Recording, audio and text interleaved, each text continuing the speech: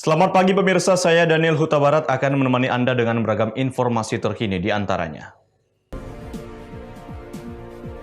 Polisi amankan pelaku pembunuhan di Labuhan Batu. Tenaga kesehatan lansia di Medan mulai divaksin. Kedan Hinca buka potensi lapangan kerja untuk kaum ibu. Selain cuplikan berita tadi, kami juga akan menghadirkan beragam informasi lainnya. Pemirsa, kita jelang sumut hari ini pagi selengkapnya.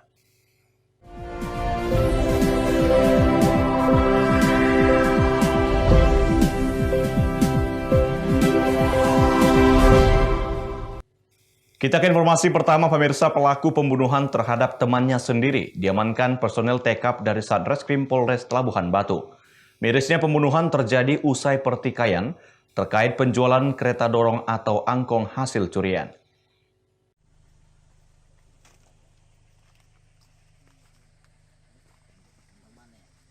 Seorang tersangka pelaku pembunuhan SM warga Sebrombang Panai Hilir menyerahkan diri ke polsek terdekat yang takut ditembak petugas karena sempat masuk DPO kasus pembunuhan. Pelaku pun langsung digelandang petugas ke Polres Labuan Batu, Sumatera Utara. Pelaku yang sempat melarikan diri usai melakukan pembunuhan ini pun akhirnya menyerah dan pasrah kepada alat penegak hukum untuk mempertanggungjawabkan perbuatannya. Dari keterangan tersangka, dirinya nekat membunuh temannya karena merasa kesal dan tertipu oleh korban DS, di mana korban tak kunjung menjual kereta dorong atau angkong hasil curiannya. Gara-gara angkong. Angkong kayak mana tuh? Pinjam atau? Mau dijual kan? Dijual. Itu punya siapa? Punya saya, Pak. Angkong kamu terus? Nah, di datang dia silaku jual. Itu angkong itu mau dijual. Jadi tiba-tiba dia mengundurkan diri. Silaku menjualkannya. Biar 100 dan sama kau limpul sama aku. Tanya. Jadi siang dibawanya sampai malam. Jadi situlah timbul saya marah. Kurepeti orang itu. Jadi tiba-tiba orang itu marah juga. Gak senang si Dedi ini. Pulang dia dibawanya martel sama gergaji. Saya berantem. Itulah saya ambil kayu, main kami, tumbuk kami situ. Patah-patah kayunya itu keluarkan pisau. Itu pisau memang udah disediakan ya atau memang udah? Bukan, memang udah ada sama angkong itu posisi. Oh di situ. Karena itu diambil angkong itu di situ juga ngambil pisau. Itu angkung siapa sebenarnya? Angkong curian itu, Pak. Angkong maling. Angkong curian. Oh. Sementara AKP Parikesit selaku Kasat Reskrim Polres Labuan Batu menjelaskan, pihaknya telah menahan tersangka dan saat ini sedang melakukan pemeriksaan, di mana kasus pembunuhan diawali pertikaian yang berujung kematian terkait penjualan angkong curian. Baik, jadi berdasarkan keterangan saksi-saksi yang telah kami periksa dan keterangan tersangka, jadi awal mulanya adalah si tersangka ini mencuri angkong atau gerobak dorong. Rencananya gerobak dorong ini akan dijual oleh mereka berdua, oleh tersangka dan korban. Kemudian angkong dititipkan kepada si korban untuk dijualkan dan hasilnya rencana akan dibagi mereka berdua. Hanya saja setelah sekian lama tidak ada kabar, si tersangka mendatangi korban, di situ terjadi cekcok. Jadi terjadi bersetegang di situ, adu mulut, adu pukul. Nah, kemudian si tersangka mengeluarkan pisau. Pisau ini pisau yang dicurinya juga diambil pada saat dia mencuri angkong atau gerobak dorong itu. Pada saat itulah terjadi penusukan terhadap korban yang mengakibatkan korban meninggal dunia. Atas perbuatannya, pelaku akan disangkakan dengan pasal 338 KUH Pidana tentang pembunuhan yang disengaja dengan ancaman hukuman maksimal 15 tahun penjara. Ucok Sitorus melaporkan untuk Evarina TV. Informasi berikutnya, pemirsa. Pelaku pembunuh bocah perempuan umur 7 tahun diringkus oleh Polres Nias Selatan, Sumatera Utara. Motif pelaku melakukan pembunuhan akibat dendam lama kepada ayah korban pada saat pemilihan kepala desa. Pelaku berinisial AL 47 tahun tega membunuh seorang bocah perempuan berusia 7 tahun lantaran dendam lama kepada ayah korban saat pemilihan kepala desa. Korban adalah putri dari Masarudi Laya yang juga merupakan kepala desa Hilioro II, Kecamatan Lahusa, Kabupaten Nia Selatan. Kapolres Nia Selatan AKBP Arke Furman Ambat pada konferensi pers menjelaskan pelaku pembunuhan selama ini menyimpan dendam kepada ayah korban dan juga merupakan tetangga korban. Tersangka dendam karena pasangan yang didukungnya kalah menjadi kepala desa dan dimenangkan oleh ayah korban. Polisi juga telah mengumpulkan bukti-bukti diantaranya pakaian, karung, dan sebuah batu yang digunakan pelaku untuk menghabisi nyawa korban. Pelaku pembunuhan ini juga merupakan pelaku tunggal, dan dari hasil pemeriksaan tidak ada tanda-tanda asusila terhadap korban. Motif dari tersangka dalam melakukan pembunuhan, motifnya karena dendam. Dendam bahwa sebelumnya ada kegiatan pemilihan kepala desa yang secara serentak di Kabupaten Selatan, dan tersangka ini merupakan pendukung dari salah satu kepala desa.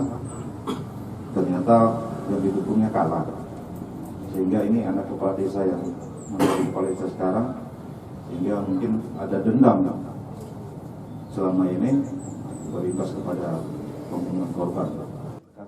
Akibat perbuatannya, pelaku dijerat pasal 338 KUH Pidana dengan ancaman 15 tahun penjara. Haugo Manozega melaporkan untuk Evarina TV. Pemirsa, Polres Langkat mengamankan seorang ayah yang tega menyetubuhi anak kandungnya yang berusia 18 tahun. Tersangka dilaporkan istrinya setelah anak menceritakan aksi bejat ayahnya. Satuan Unit PPA Reskrim Polres Langkat mengamankan tersangka MY, 43 tahun, warga Dusun Paluh Baru, Desa Pasarawa, Kecamatan Gebang, Kabupaten Langkat, Sumatera Utara, atas tuduhan pemerkosaan terhadap anak gadisnya berinisial DS, 18 tahun, pelajar yang saat ini duduk di bangku SMA kelas 3. Tersangka diamankan pada Minggu sore lalu setelah mendapat laporan dari istrinya, Siti Aisyah, dan pihak keluarga. Peristiwa keji tersebut terungkap setelah korban menceritakan aksi bejat sang ayah kepada ibunya. Pemerkosaan yang dilakukan terjadi pada hari Rabu tanggal 13 Januari 2021 lalu, sekitar pukul 8 pagi di ruang tamu rumah yang mereka tempati saat istri tersangka tidak ada di rumah. Saat ini tersangka serta korban bersama pihak keluarga masih menjalani pemeriksaan di Mapolres Langkat untuk dimintai keterangan oleh penyidik. Kanit PPA Polres Langkat Ibtu Nelson Manurung mengatakan, dari pemeriksaan sementara, saat menjalankan aksinya tersangka dibawa pengaruh minuman tua. Selain itu, ia kerap melihat anak gadisnya berpakaian terbuka sehingga mengundang nafsunya. Dari tempat kediaman si tersangka ini, yaitu warga yang sudah curiga atau pengakuan dari istrinya, kemudian diamankan, kemudian dibawa ke Polsek Gebang, dan pada hari Minggu semalam diserahkan ke Polres Langkat untuk proses hukum selanjutnya. Awalnya setelah kita tanya tersangka, si tersangka ini nafsunya birahi karena melihat rok dari anak kandungnya sendiri tersingkap, terbuka. Tersangka dijerat dengan pasal 285 KUHP tentang pemerkosaan dengan ancaman hukuman 12 tahun penjara. Wahyu Pratama melaporkan untuk Evarina TV. Sumur hari ini masih akan kembali sesaat lagi, tetaplah bersama kami.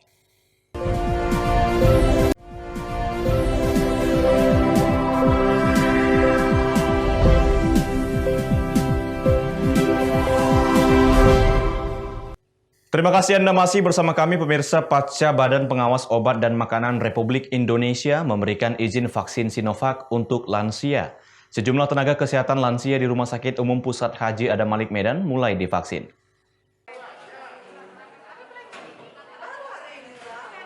Badan Pengawas Obat dan Makanan memberikan izin penggunaan darurat vaksin COVID-19 CoronaVac buatan Sinovac kepada populasi lansia di atas umur 60 tahun.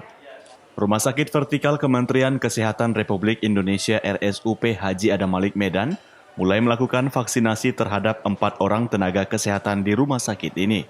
Di antara 4 orang nakes yang divaksin ialah Profesor Bidasari, dokter konsultan spesialis anak umur 67 tahun, Profesor Baktiar Surya, dokter spesialis bedah umur 75 tahun, Zulfikar Lubis, dokter spesialis konsultan patologi umur 64 tahun, serta Dr. Zuhrial, spesialis alergi imunologi umur 63 tahun. Profesor Bidasari Lubis yang merupakan nakes lansia yang pertama divaksin, mengaku tidak merasakan efek pasca divaksin. Dirinya juga berharap vaksinasi ini dapat mengurangi laju peningkatan kasus COVID-19 di Medan. Yang bekerja di Fakultas Kedokteran Universitas Sumatera Utara dan Rumah Sakit Haji Adam Malik. Saya sudah divaksin, ya, vaksin yang pertama, dan sampai saat ini alhamdulillah saya masih belum merasakan gejala apapun. Insya Allah mudah-mudahan saya masih dilindungi Allah untuk dapat vaksin yang kedua lagi. Terima kasih. Kita telah melakukan vaksinasi terhadap nakes yang umur lebih dari 60 tahun. Di samping saya berdiri Profesor Bidasari, konsultan spesialis anak, konsultan hematologi. Beliau berumur 67 tahun. Beliau akan menjadi orang pertama di atas 60 tahun yang disuntik. Nanti siang dan seterusnya kita akan menyuntik kandidat yang umur di atas 60 tahun. Mari kita vaksinasi semua tenaga kesehatan agar kita sebagai pelayan utama terhadap pasien bisa lebih aman, dan juga buat keluarga di rumah akan lebih aman. Adapun vaksinasi terhadap nakes lansia ini diharapkan dapat memberikan rasa aman terhadap nakes yang merupakan pelayan utama. Daniel Pekuali melaporkan untuk Evarina TV. Sementara itu pemirsa, kembali masuk dalam zona merah penyebaran COVID-19, tim gabungan gugus tugas Medan Timur gencar sosialisasikan protokol kesehatan. Sosialisasi dilakukan dengan membagikan 2.000 masker kepada pedagang dan warga. Diduga menjadi klaster penyebaran virus corona, Pasar Cahaya dan Pasar Durian Kecamatan Medan Timur menjadi sasaran petugas melakukan sosialisasi protokol kesehatan. Dalam sosialisasi tersebut masih ditemukan sejumlah pedagang dan pengunjung pasar yang melanggar protokol kesehatan dengan tidak menggunakan masker. Sosialisasi ini dimaksud untuk menekan angka kasus terkonfirmasi yang terus naik di Kota Medan, khususnya di Kecamatan Medan Timur. Petugas akan memberikan sanksi tegas kepada warga yang tidak mematuhi protokol kesehatan. Selain mensosialisasi prokes COVID-19, gugus tugas terdiri dari TNI, Polri, dan Kecamatan juga akan membagikan 2.000 masker kepada pedagang dan warga. Camat Medan Timur Odi Batubara mengatakan, saat ini Kecamatan Medan Timur kembali masuk dalam zona merah. Angka kasus terkonfirmasi meningkat dalam tempo 2 pekan terakhir. Yang nantinya setelah himbauan ini kita akan lakukan tindakan baik kepada pedagang ataupun pembeli yang tidak menggunakan masker ataupun protokol kesehatan. Saat ini kita merah, kondisinya sudah merah kembali kurang lebih 2 minggu semenjak setelah mungkin setelah akhir tahun kemarin peningkatannya cukup signifikan. Dari data gugus tugas Kota Medan pada 8 Februari 2021, saat ini jumlah terkonfirmasi COVID-19 di Kota Medan berjumlah 10.882 kasus dan setiap hari bertambah. Wahyu Pratama melaporkan untuk Evarina TV.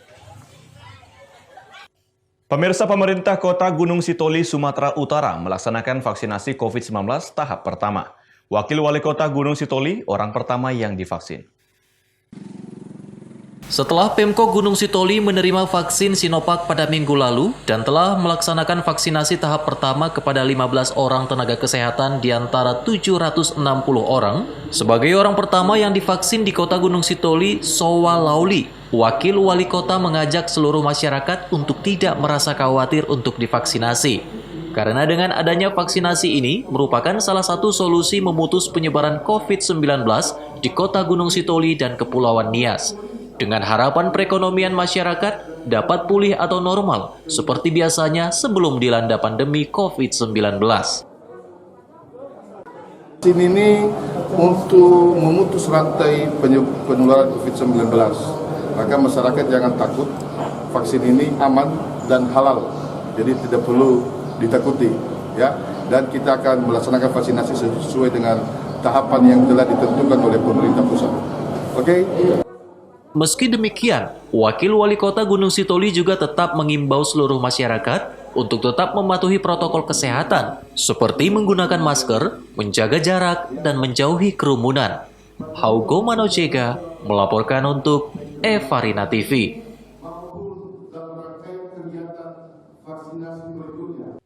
Sumut hari ini masih akan kembali, sesaat lagi tetaplah bersama kami.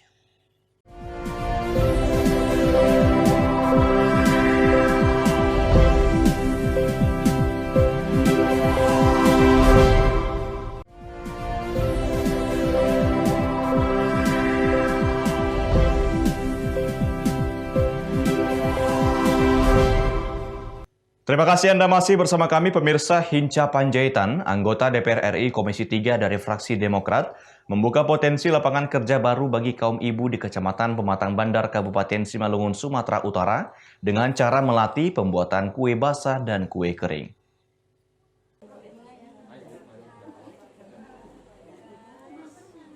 Setelah membuka pelatihan menjahit di Kecamatan Jorlang, Kedan Hinca kembali mencoba meningkatkan perekonomian masyarakat di masing-masing desa di Kecamatan Pematang Bandar. Kedan Hinca kali ini membuka potensi lapangan kerja kepada kaum ibu dengan cara membuka pelatihan membuat kue basah dan macam-macam kue kering.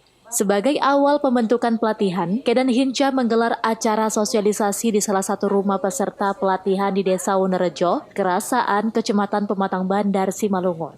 Dalam kegiatan ini dilakukan pemotongan nasi tumpeng oleh Hinca Panjaitan sebagai tradisi untuk meminta doa restu agar nantinya bisa berjalan sesuai yang diharapkan untuk membuka lapangan pekerjaan baru dan peningkatan perekonomian masyarakat desa. Mariani selaku ketua tim pelatihan mengaku berterima kasih kepada Hinca Panjaitan yang mau membantu masyarakat untuk membuka potensi lapangan kerja baru khususnya kepada kaum ibu. Dengan adanya kegiatan ini, para kaum ibu yang selama ini hanya menjadi ibu rumah tangga semoga bisa membantu perekonomian keluarga. Kedatangan Pak Hinca kemarin, Pak Hinca yang pertama silaturahmi dengan penduduk masyarakat Wonerejo untuk membuka lapangan kerja bagi ibu-ibu yang tidak ada mendapat penghasilan. Yang pertama membuat bolu, yang kedua merancit emping. Jadi dengan program Pak Hinca sendiri seperti apa respon ibu-ibu di sini, Bu? Sangat senang. Senang ya? Iya. Tadi yang sudah diprogram kira-kira jenis-jenis apa aja yang kita laksanakan atau kita kerjakan ke depan, Bu? Ke depan pertama membuat bolu gulung, kedua bolu karamel, ketiga tadi kue bawang, keempat kembang loyang, kelima peyek, emping.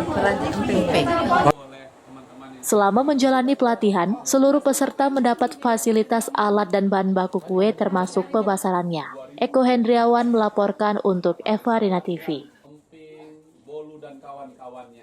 Pemirsa, menanam bunga atau tanaman hias di atap rumah mungkin sudah lazim dilakukan. Namun menanam padi, jagung, dan tanaman sayur lainnya mungkin jarang dilakukan. Nah, di Medan, Sumatera Utara, pengelola salah satu mal di Jalan Kapten Muslim ini merubah lahan parkir yang berada di rooftop menjadi areal tanam layaknya sawah dan ladang.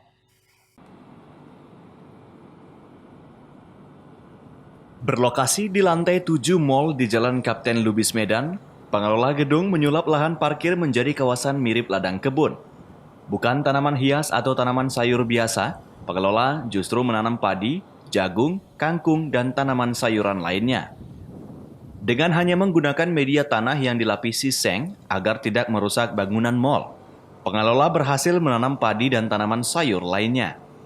Bahkan, padi yang ditanam di lokasi ini sudah pernah dipanen dan menghasilkan beras sebanyak 10 kg. Untuk media tanam seluas 3 x 5 meter, sehingga pengelola kembali meluaskan lokasi tanam.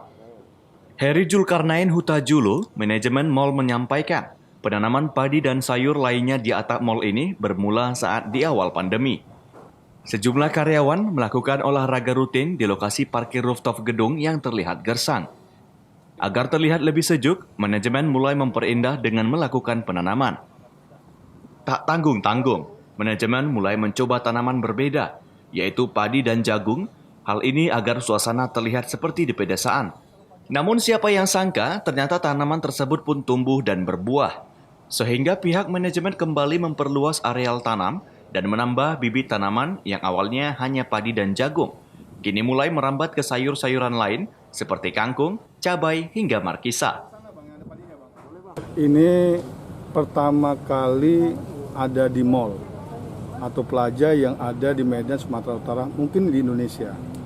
Kalau misalnya sawah ataupun padi di sawah biasa, di daratan, itu biasa. Tapi ini di puncak daripada gedung yang paling tinggi di kawasan kota Medan, yaitu padi di atas awan di sawah rooftop di kawasan Millennium Agrupa. Tanggapannya masyarakat yang datang ya cukup cukup antusias sekali melihat penghijauan, sehingga mereka itu juga mendatangkan suatu kesehatan, kebahagiaan, ya nggak perlu lagi mereka jauh kemana-mana.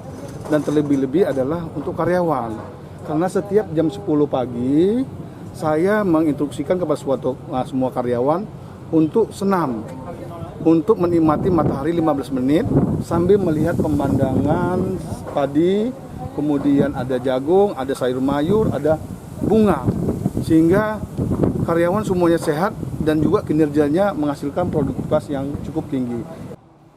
Sehingga jika musim panen tiba, seluruh hasil bisa dipanen dan dibagikan ke seluruh karyawan yang membutuhkan.